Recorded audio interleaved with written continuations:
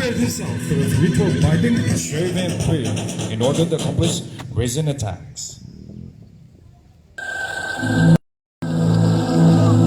Moro people are the native Muslim inhabitants of the Philippines. They are the descendants of the early Malay, Arab, and Indian migrants in the Philippine archipelago in the 14th century. The Moro people made up of 13 ethno-linguistic groups including Tagalog, Hamamako, Palawani, Polpo, Dalaga, Kalibugan, Maguindanao, Maranao, Sama, Sangi, Tausug, Badjao, and Yakan, and formed in southwestern Mindanao, Sulu Islands, and Palawan.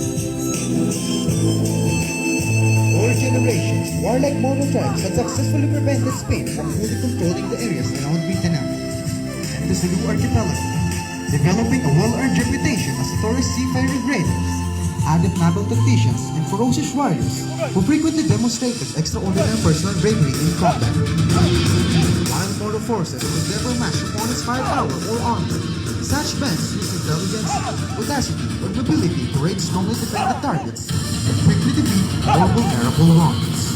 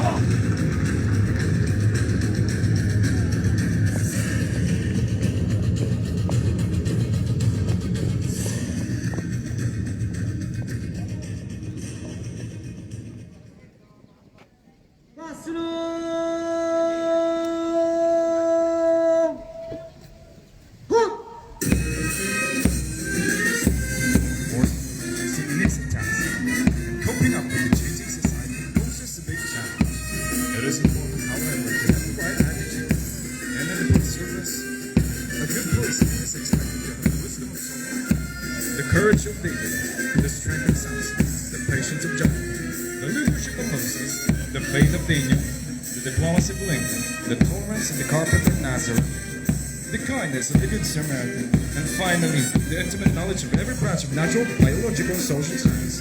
And in here, training is where it all began, and the proving ground of new generations of police officers.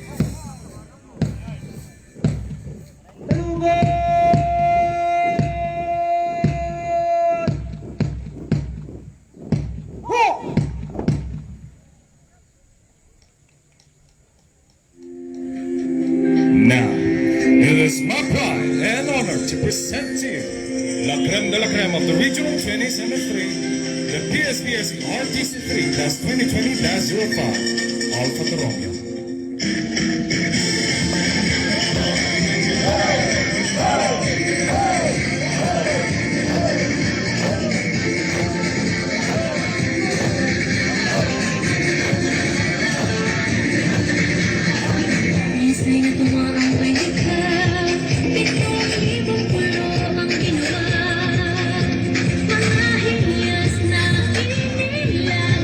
Sa para sa lang baba.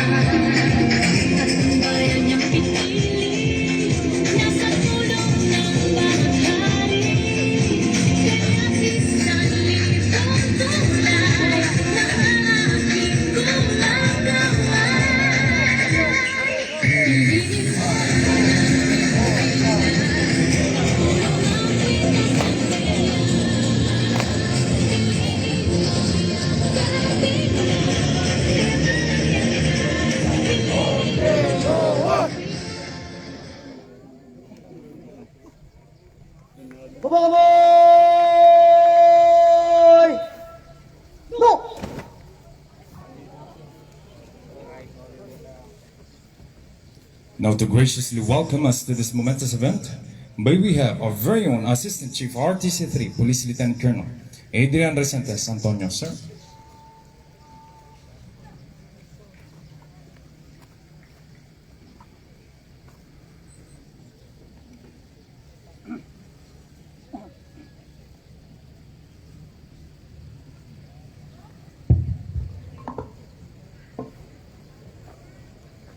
To our ever-supportive guest of honor speaker, who will be formally introduced later.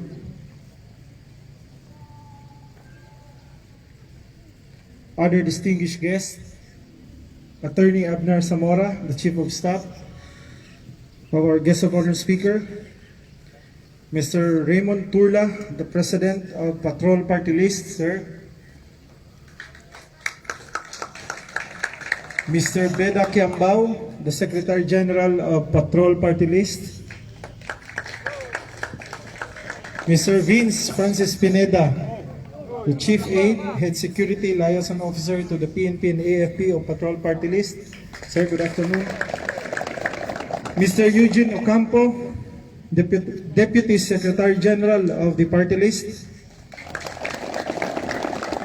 Staff Sergeant Johnny Gonzalez, Close Protection Officer, and of course the head of the APSLI Baguio branch, Mr. Nelson DG Enrique, sir, good afternoon. Of course, our very own Chief Regional Training Center 3, Police Colonel Julio Sabado Gorospe Jr.